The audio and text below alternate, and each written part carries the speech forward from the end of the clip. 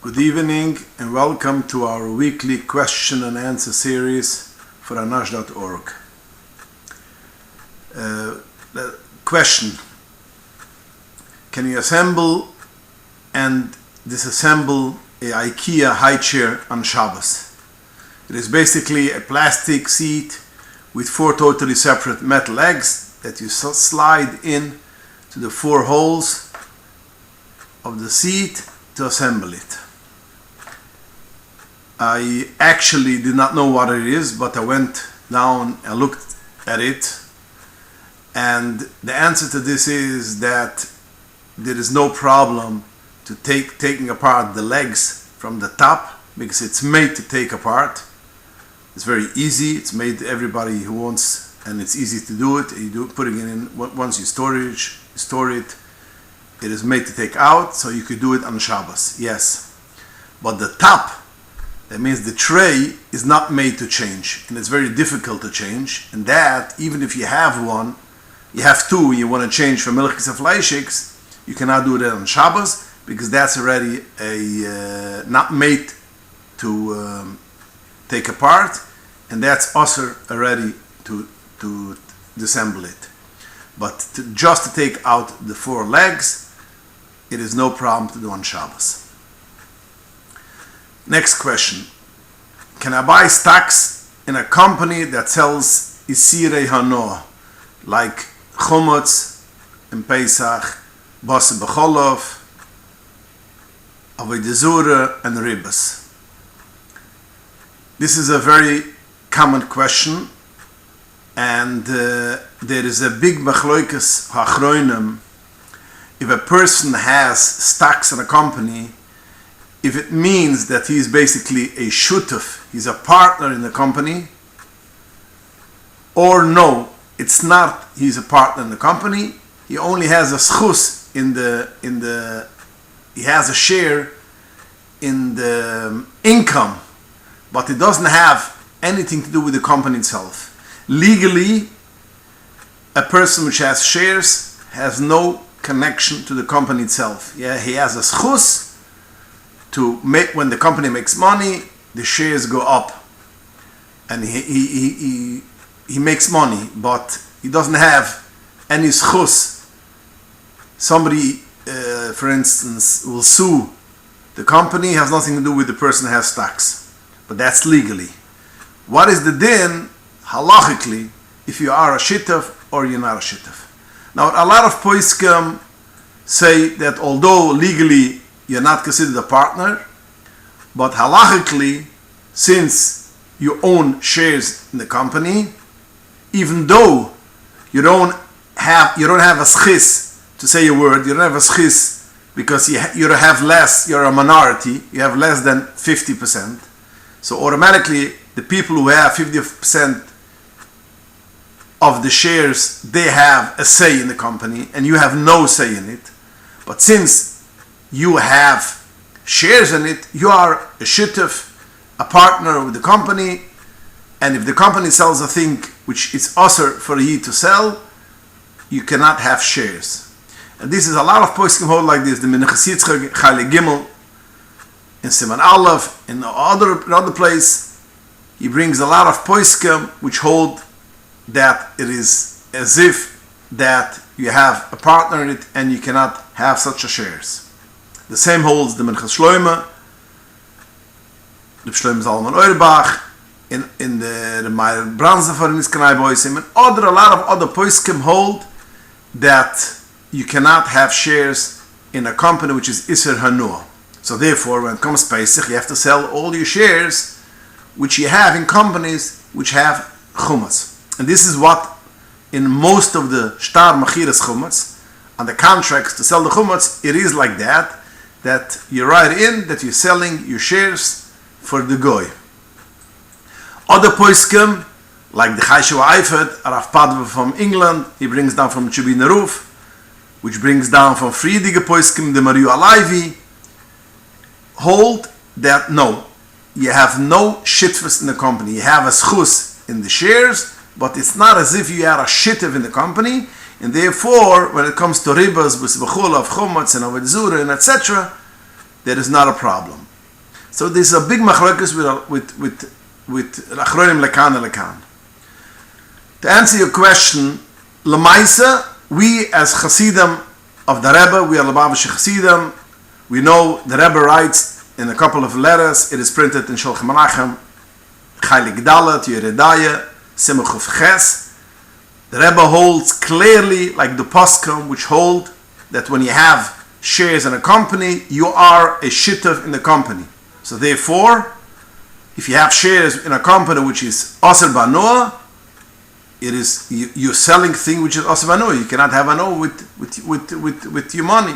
So therefore, according to us Chassidim, since the Rebbe holds that you are a shitav in a company, so you cannot have shares in any company which sells chomotz in Pesach, except if you sell it for the goy before Pesach, or which makes basa b'cholov, sells basa b'cholov, or anything that has to do with avodah or ribas.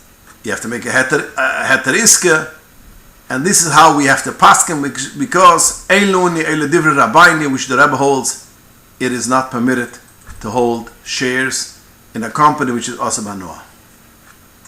Next question. May I buy a bottle of non-kosher wine to give to a non-Jew? The answer is no. The Ramur writes in Yadaisim Kivchuf Gimel that although nowadays the non-Jews are not Ovda Avodah Zura, they're not Adikim Avodah Zura, and some poskim hold that Stam Yainam, that means wine which comes from a non-Jew, is Mutar B'Hanoah, but the Ramur only is lenient only b'mukim hefset. And this is also the Pesach Chiva brings down the Levish Srod, which he has a limatchiz on people which are Michael, so he sees only a limatchiz, it is only a heter b'mukim hefset. So if a person buys things, a closeout, and he finds a bottle which is, or a couple of bottles, and is a hefset to throw her out, he could sell it. But going and purchasing a bottle of wine, a non-kosher bottle of wine, to give for a non-Jew, that's not considered a hefsed, and therefore it's not permitted to do. If you want to give a bottle of wine, you give a bottle which has a הכשר, but you cannot give stam yainam for a non-Jew. Now, I saw somebody wants to say that today's day you could be more Michael because everything goes through machinery, and therefore a goy doesn't touch it, a non-Jew doesn't touch it. But this is not a easy heter, because today's day, even though it goes everything through machinery, mechanical machinery, but you still have non-Jews tampering with wine. That's if they want to taste the wine. Yeah, all the wineries, they have people who are tasters, if it's good, if it's not good. So automatically they'll take out wine through a straw or through a keli, and that's called koichoi. And in Yeredaya, Hilchas Yain Nesech, we say that it's koiche aset akapurim if it's not a hefset.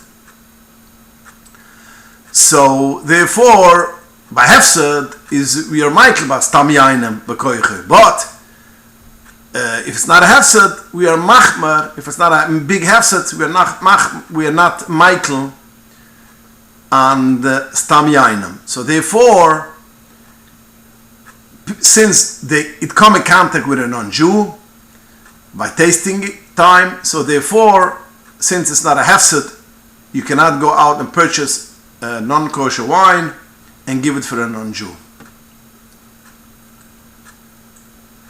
Next question.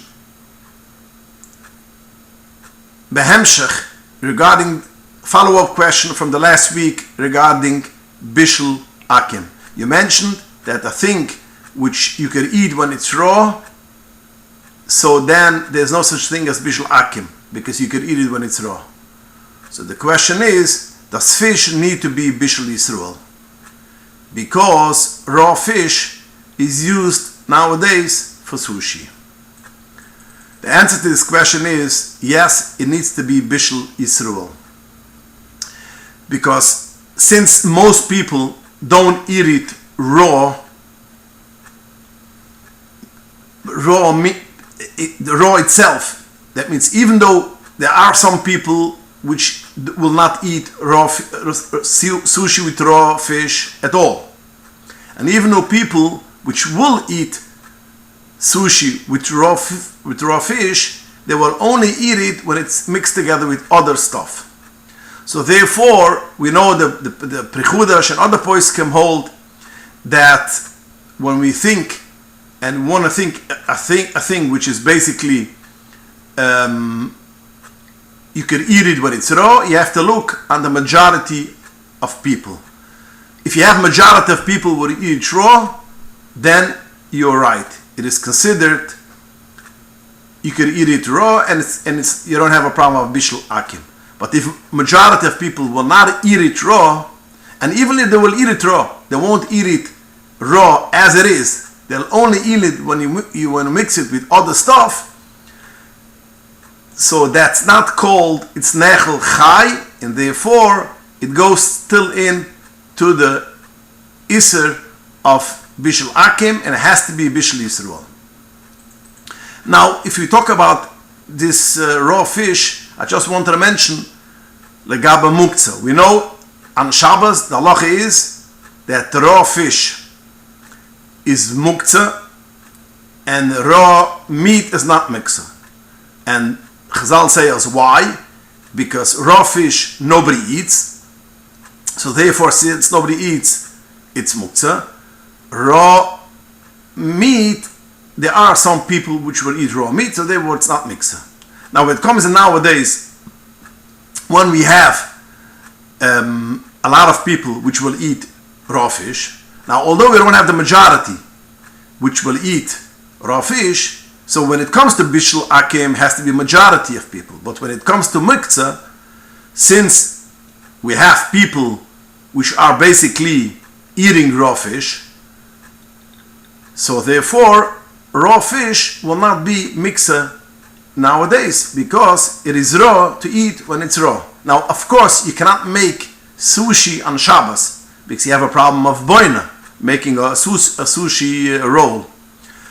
But if a person wants to take raw fish and he wants to make a sushi salad, so then the fish is not muktzah, or even if he doesn't want to make now a sushi salad, but he has it in the freezer or the refrigerator, and he wants to take something, and that's in his way, he could move it, and it's not a problem of muktzah, since people eat raw fish. So the halacha changed, because the whole reason why it was muktzah, because nobody eats it, so automatically that's muktzah. People are maktzeh their das, since nowadays people do eat raw fish, even though not the majority of people will, let's say, eat raw fish, but at least a lot of people will eat raw fish,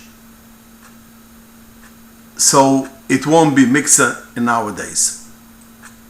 Next question. Do Shabbos candles need to be lit on the table where you eat? No, it does not need to be on the table direct. If you have a small table right next to the table, that's fine, as long as it is where you eat. So this will answer also the second question. Do they need to be lit in the room where you're eating? Let's say if it's considered a safety hazardous, the answer is yes, it has to be lit in the room which you eat it, because one of the reasons why you have to light candles, Shabbos candles, is you should have light where you eat. Now, even though we have today's day electric light, Chazal, the mitzvah is still over here. We still have the mitzvah, and we have to eat right next to candles. So therefore, it doesn't need to be on the table direct, but it has to be in the room which is where you eat. So therefore, sometimes you're going to a hotel, and they don't want to put the candles in the room where you eat, so they put it outside on the foyer, on the hallway. They put a table with a bunch of candles, and nobody eats over there, and you cannot light their Shabbos candles and make a bracha. It's a bracha levatola. If you are in a situation that you have to, you cannot light in the room where you eat, and they give you only the foyer, and you have to light on that table, you have no option, then you should make sure that somebody should sit down right next to that table and eat something. So if somebody eats over there something, that will be fine and you can make a bracha. But if it's not in the room where nobody eats and it has light also, so basically you don't have the problem of somebody's going to trip, it's a bracha levatula. So it doesn't have to be on the table direct, but it has to be in the room where you're eating Shabbos meal. Next question. Can one use cold tea or orange juice for Havdalah? The answer is, the Shekhanor writes that you could use for Havdalah Chamar Medina. Now what is Chamar Medina? Chamar Medina means a drink which is a choshev drink, which people will drink, people will sit down and drink. Has a chshivas. So when it comes to beer, of course, all the poskim agree that beer is called Chamar Medina. But even on orange juice or tea, coffee and tea, the poskim write that it is considered Chamar Medina. Now, we have to understand, Chamar Medina is not like tchila. Ibefrat nowadays that we have wine. The Alter Rebbe is stark machmer den yunim. It's not a lekitchila bechalal. But if a person cannot drink wine or grape juice for health reasons or whatever it should be, and he wants to make Havdalah, he could use coffee or tea and also orange juice. Also orange juice. It could be also, it cannot be apple juice, but it could be orange juice, could be mitz tivi. It cannot be concentrated, but it could be orange juice which is not from concentrated, or grapefruit juice which has a chashivas to drink on a choshev meal. And this is how I saw an etliche poskim bring down that you could use it for Chamar Medina, but not apple juice or any other juice which is from concentrated. Apple juice, even when it's not from concentrated, it's not considered choshev mashke, but even orange juice, it cannot be from concentrated. Follow-up question: if one has to drive somewhere Motzei Shabbos, can they make Havdalah over wine on Sunday and eat Melav de Malka afterwards? Or is it better to say Havdalah, Motzei Shabbos, and a non-alcohol beverage if it doesn't have grape juice, or he cannot drink grape juice for health reasons? It was answered before that it is better, since Chamar Medina, you could make Havdalah Chamar Medina. If he cannot drink grape juice or wine for health reasons, and he has an option that, let's say, tomorrow he will be able to drink wine. Let's say he took a medication which he cannot drink wine in the next 12 hours. So tomorrow and Sunday morning he could make Havdalah on wine, and if he makes Havdalah at night, he has to drink Chamar Medina. It is rather to make Havdalah Motzei Shabbos on Chamar Medina than wait till Sunday to make on wine, because Motzei Shabbos is the time when you have to make Havdalah. Question: is saying Vayit Lechu on Motzei Shabbos a custom for women in Chabad? Number 2, and does it make sense to say it with your wife, or do we say Ishtuki Guifri? The answer to this is, Lamaise, the minig by a lot of Chabad families, is that you do say it with your wife. The custom is to say it with somebody else, we're makbet to say it with somebody else, and you say it with, you don't have somebody else to say it, you say it with your wife. I heard that the Mashpia in Kvar Chabad, Moshe Aparstik, he used to say it always with his wife every Motzei Shabbos. So to answer your question, women should say Veit Lachu, and you could say it together with your husband. In fakert, why shouldn't you give brachas to your husband and your husband give brachas to you? That's the ideal thing. So therefore, yes, that's the minig, and that's how you should do it. Okay, thank you. We'll stop here, and please join us next week for the next week's shir and submit your shalas and questions to inbox@anash.org. Good night and have a wonderful week.